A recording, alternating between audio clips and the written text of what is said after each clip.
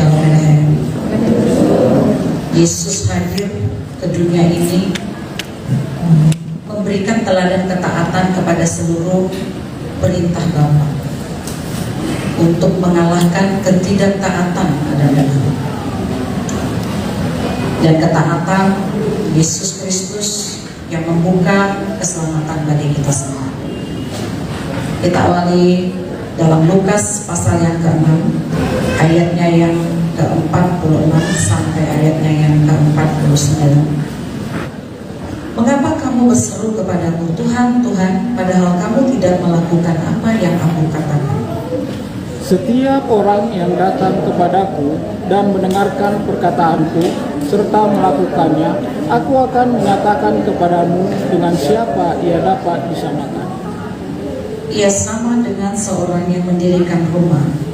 Orang itu menggali dalam-dalam dan meletakkan dasarnya di atas batu. Ketika datang air bah dan banjir melanda rumah itu tidak dapat digoyahkan karena rumah itu kokoh dibangun.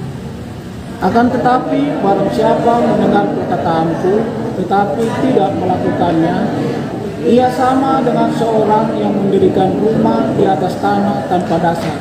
Ketika banjir melandanya, rumah itu segera runtuh dan hebatlah kerusakannya. Ya, ayat 46 itu menggambarkan protes Tuhan kepada orang yang memanggil dia Tuhan, tapi nggak mau mentaati. Dia mengakui dengan mulutnya, Kaulah Tuhanku, tapi dia nggak mau mentaati. Jadi Tuhan membuat pernyataan protesnya. Mengapa kamu berseru kepadaku, Tuhan, Tuhan, padahal kamu tidak melakukan apa yang aku katakan? Selayaknya kalau kita memanggil Tuhan, harusnya kita menunjukkan ketaatan kepada Dia yang kita sudah pilih menjadi Tuhan kita. Tetapi kenyataannya ketika Tuhan melihat umatnya banyak tidak taat di muka bumi ini, kemudian muncullah ayat ini menjadi satu protes. Kiranya malam hari ini kita boleh mendengarkan, merespon protes Tuhan ini, ya. Mengapa kamu panggil aku Tuhan, Tuhan, tapi tidak mau taatinya apa yang kubilang?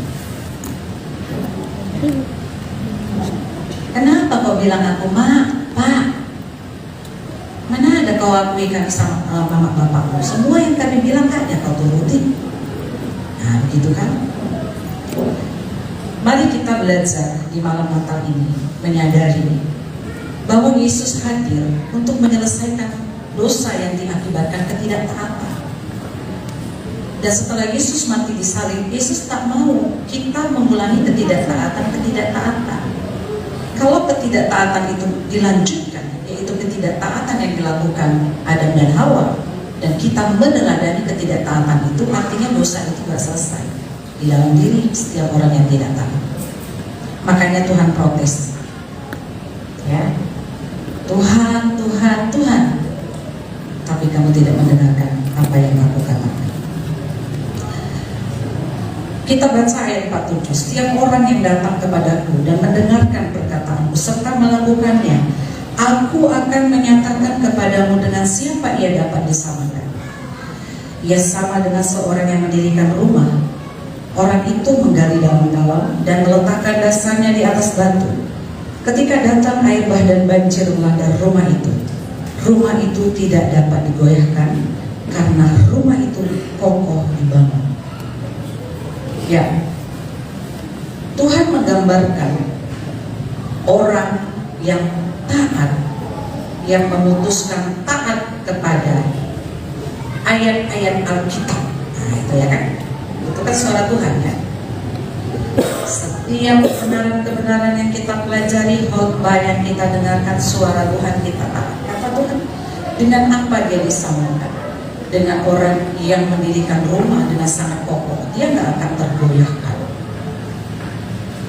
Jadi seperti orang percaya yang sekalipun ada masalah, mereka tidak akan berespon negatif, tapi mereka tetap kuat, tidak tergoyahkan, seperti rumah yang punya fondasi yang cukup dalam. Itulah ciri orang taat. Malam hari ini, adakah ciri-ciri orang taat dalam hidup kita?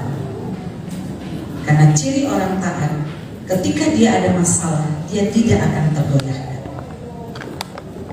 Ya. Kemudian ayat 49, akan tetapi barang siapa mendengarkan perkataanku tetapi tidak melakukannya, ia sama dengan seorang yang mendirikan rumah di atas tanah tanpa dasar. Ketika banjir melanda, rumah itu segera rubuh dan hebatlah kerusakannya. Ciri orang yang tidak taat adalah seperti orang yang membangun rumah di dasar yang tidak kuat, pasir barangkali. Begitu datang masalah, ya kan, sama-sama ada masalah. Orang yang punya ketaatan kepada firman Tuhan sama-sama ada masalah. Ada air bah, ada banjir. Orang yang taat ada air bah, ada banjir. Orang yang tidak taat ada air bah, ada banjir. Sama, artinya ada persoalan. Tetapi ciri dari orang yang taat itu kelihatan. Orang yang tidak taat juga kelihatan. Ciri dari orang yang tidak taat, mereka langsung ke warung tua.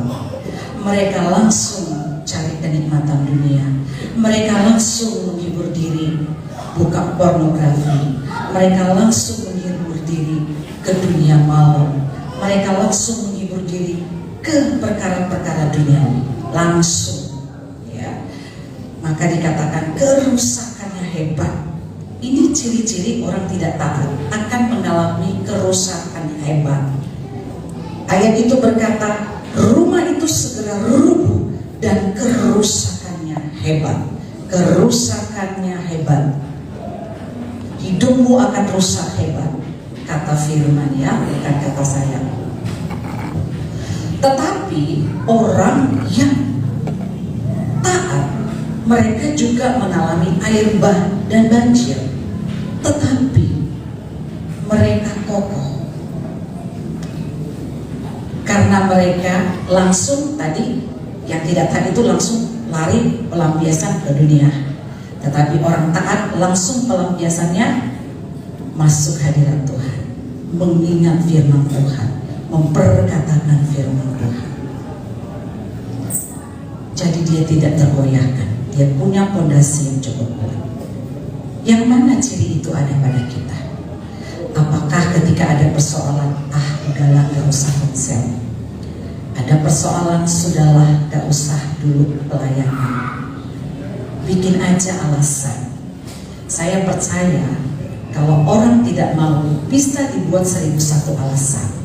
Tetapi ketika orang mau, maka begitu banyak rintangan, 1001 rintangan, dia pun tidak akan beralasan.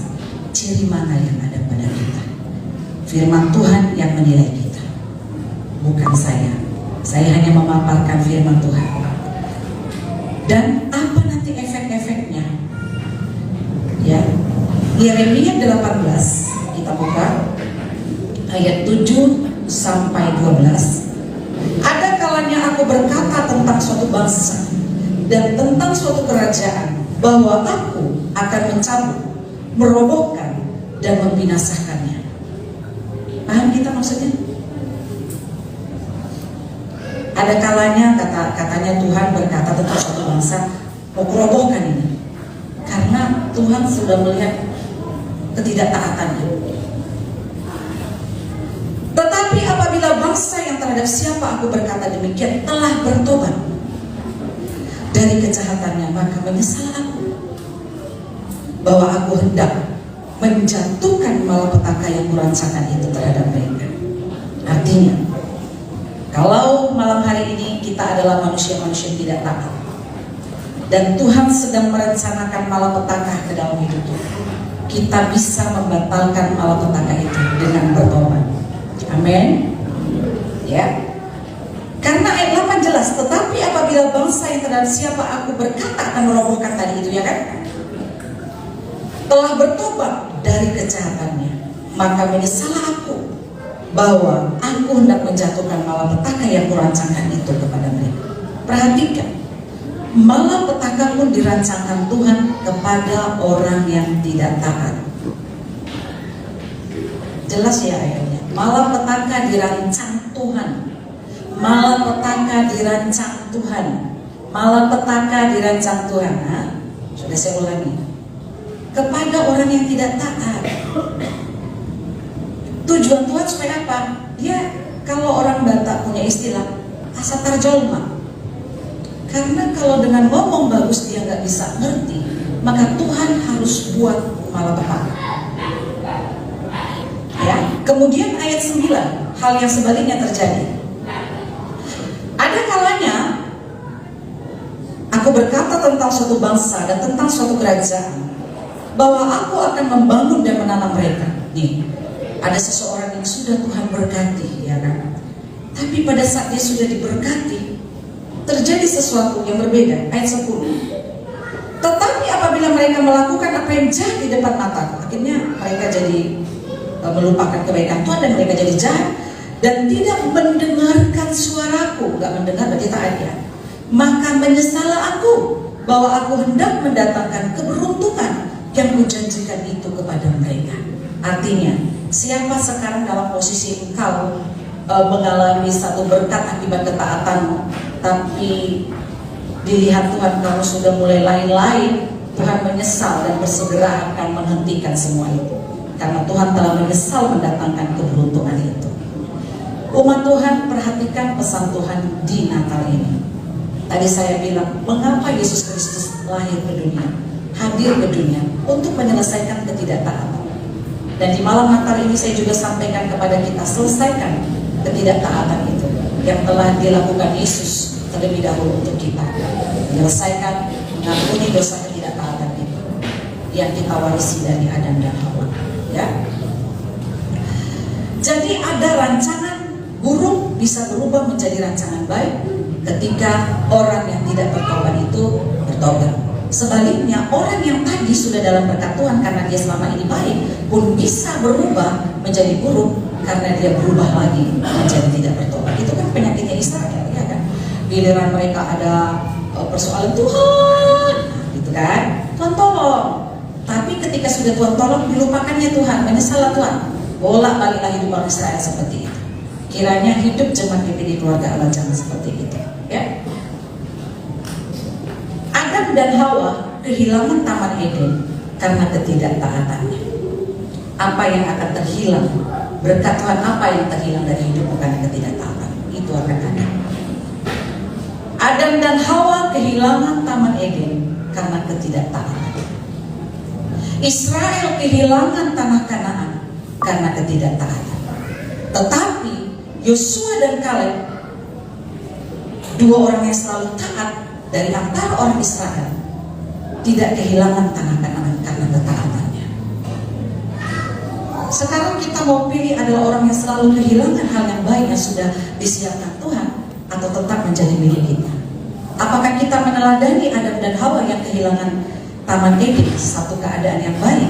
Apakah kita mau meneladani bangsa Israel, kebanyakan dari mereka bangsa Israel yang kehilangan tanah Kanaan, atau kita mau meneladani Yosua dan Kaleb yang tidak kehilangan Kanaan? Dia tetap dalam berkat Tuhan, dia tetap dalam naungan Tuhan, dia tetap dalam pembelaan Tuhan karena dia memilih taat. Abraham mendapat berkat keturunan bangsa yang besar karena ketaatannya. Yusuf mendapat berkat yang luar biasa, bisa menjadi orang hebat di negeri tetangga, bukan di negara, karena ketaatannya, menjaga kekudusan. Daniel di Babel, di negeri pembuangan, bisa mendapat berkat karena ketaatannya. Dia menjadi pegawai istana dalam posisi yang sangat tinggi. Dan banyak tokoh-tokoh Alkitab yang lain. Dan umat Tuhan di sini juga akan mendapat sesuatu yang baik karena ketaatan. Sekarang tinggal kita mau milih apa? Ya.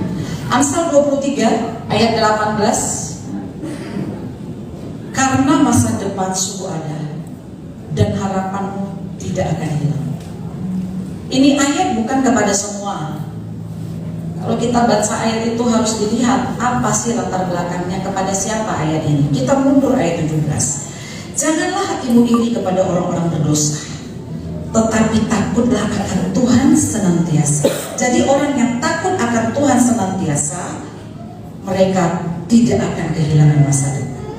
Orang-orang yang nurut sama Tuhan, takut akan Tuhan, hormat akan Tuhan, mereka tidak kehilangan masa depannya. Itulah yang terjadi kepada Yosua dan Kaleb. Tidak kehilangan tanah Kanaan. Di tengah-tengah semua orang kehilangan tanah Kanaan. Sepanjang tahun ini, ambil perenungan, refleksi diri kita, koreksi diri kita. Apakah tahun-tahun ini adalah tahun-tahun murka Tuhan yang akan merencanakan malapetaka karena ketidaktaatan kita, karena pemberontakan kita, karena kedegilan hati kita dan kekerasan hati kita. Sekalipun demikian kita bisa menghentikannya jika malam ini kita mau memutuskan untuk bertobat. Jangan kita kehilangan masa depan. Amin. Jangan diiri hati kepada orang yang buat dosa. Gak perlu. Kelihatan jalan mereka lebar, tapi menuju kebinasaan. Kelihatannya jalan kita sempit dan kita merasa sesat, tetapi jalan kita menuju kehidupan dan kelegaan. Umat Tuhan pilih ketidaktaatan atau ketaatan, kembali kepada kita. Ketika Tuhan membuat peraturan di Taman Eden, Tuhan kembalikan ke Adam dan Hawa. Tuhan tidak menyetel keinginan, kehendak mereka. Tuhan memberikan kebebasan. Dan malam ini juga kepada seluruh jemaat DPD Keluarga Allah diberikan kebebasan. Masih lanjut tidak taat atau lanjut taat, atau berhenti dari ketidaktaatan, atau jadi berubah tidak taat lagi. 4 opsi ini terserah dengan kita. Tuhan tidak akan menyetel kita, tapi konsekuensinya sudah sangat jelas. Ya. Amsal 13 ayat 13. Siapa meremehkan firman, ia akan menanggung akibatnya. Tetapi siapa taat kepada perintah akan menerima balasan. Saya baca terjemahan yang sederhana supaya kita lebih paham. Dari terjemahan WIMK, terjemahan bahasa Indonesia masa ini. Demikian. Orang yang meremehkan ajaran Tuhan mencelakakan dirinya. Orang yang taat kepada hukum Allah akan mendapat upahnya. Itu konsekuensinya. Pilih apa? Pilih mau mencelakakan diri atau pilih mendapat upah berkat-berkat yang besar dari Tuhan. Ketidaktaatan itu adalah pekerjaan iblis.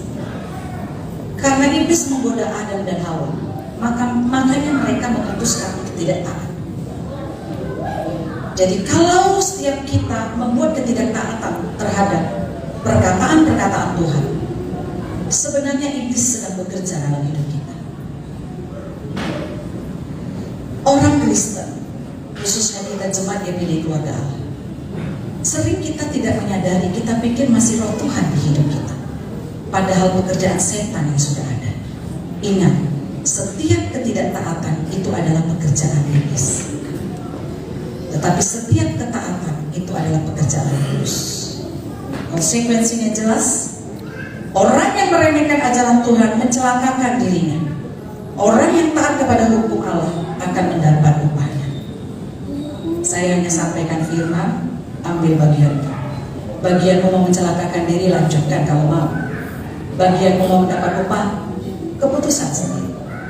Tugas saya di mimbar ini sebagai hamba Tuhan hanya menyampaikan.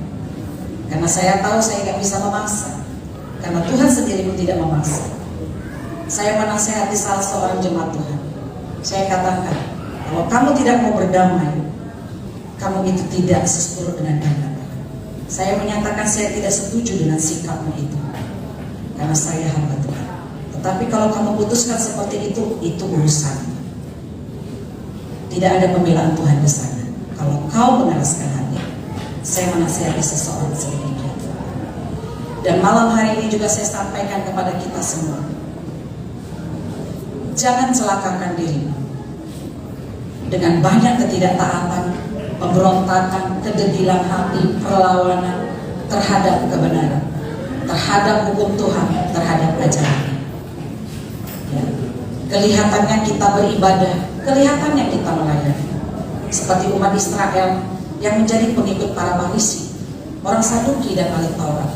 Kelihatannya mereka adem ayem di sana, tetapi mereka adalah orang-orang yang mencelakakan dirinya. Saya percaya kalau saya bertanya, umat Tuhan, siapa di antara umat Tuhan di ruangan ini yang mau mencelakakan dirinya? Saya yakin tidak satu pun akan angkat tangan. Kalau saya bilang siapa umat Tuhan yang mau mendapatkan upah dari surga, saya yakin 100%. Kalau masih waras ya kan, pasti angkat tangan. Tapi itu kembali kepada kita. Taat dapat upah, tidak taat mencelakakan diri sendiri. Pesan Tuhan kepada kita, kembali kita buka Alkitab kita, Efesus pasal 5 ayat 1. Sebab itu jadilah penurut-penurut Allah seperti anak-anak yang kekasih. Sebelum saya mengakhiri khotbah saya ini, khususnya kepada bapak-bapak dan ibu-ibu, kamu ingin supaya anakmu taat kepadamu, dan menurutmu ketika anakmu taat itu sangat menyejukkan jiwa. Tetapi kenapa kepada Tuhan seringkali kita memilih untuk tidak menyejukkan hati Tuhan? Pesan Tuhan, sebab itu jadilah penurut-penurut Allah seperti anak-anak yang kekasih. Kalau selama ini kita belum menurut Tuhan, kita ini anak-anak yang selalu mencengkelkan hati. Tapi kalau kita menurut, kita adalah anak-anak yang selalu menyejukkan hati. Kita adalah anak-anak kekasih dari Yesus Kristus Tuhan. Apa yang akan kita dapat di tahun 2025? Nanti sudah disiapkan Tuhan bagi orang-orang yang sepanjang tahun ini telah menunjukkan ketaatannya. Bukan hanya di tahun ini dia menerima, semua itu akan dia dapat. Eden, Taman Eden, Kanaan, segala berkat akan dia dapat di tahun 2020. Tetapi kalau selama sepanjang tahun ini kamu jugulnya minta ampun, gak bisa dibilani oleh firman, bahkan berani melawan firman, dan iblis bekerja dengan leluasa di pikiran, hati dan seluruh kehendakmu, maka tahun 2025 terjadilah sesuatu sesuai firman Tuhan berkata. Oleh sebab itu sebagai hamba Tuhan, saya mau menghentikan segala rancangan malapetaka yang Tuhan katakan itu. Dengan apa? Hari ini saya minta ada pertobatan bagi setiap yang tidak taat. Jangan harus disentil Tuhan baru, oh Tuhan. Kalau nggak disentil, hantu umat Tuhan. Ya, saya saja kalau punya teman, ya, datang ke saya tuh giliran dia ada maunya, saya nggak suka. Oh, kalau nggak ada mau, nggak pernah kau ingat aku. Giliran kau susah kau datang, kau senang nggak? Pernah nggak kita mikir seperti itu? Ketika sudah susah, oh Tuhan, ya disentil Tuhan, oh Tuhan, sentil Tuhan, ayo kumpul, semua keluarga kumpul, kita berdoa. Giliran sudah nggak ada lagi masalah. Kalau begitu Tuhan akan mendatangkan rancangan malapetaka selanjutnya, supaya sentilan-sentilan itu akan membuat engkau memanggil kembali Tuhan. Karena Tuhan nggak mau. Mengapa engkau memanggil aku Tuhan, Tuhan, padahal engkau tidak melakukan apa yang kukehendaki? Oleh sebab itu, seperti firman Tuhan dalam Efesus 5 ayat 1 berkata, sebab itu jadilah penurut-penurut Allah seperti anak-anak yang kekasih. Di tanganmu, keputusanmu, engkau akan mencelakakan dirimu atau engkau akan mendapatkan upah ke depan. Amin. Mari kita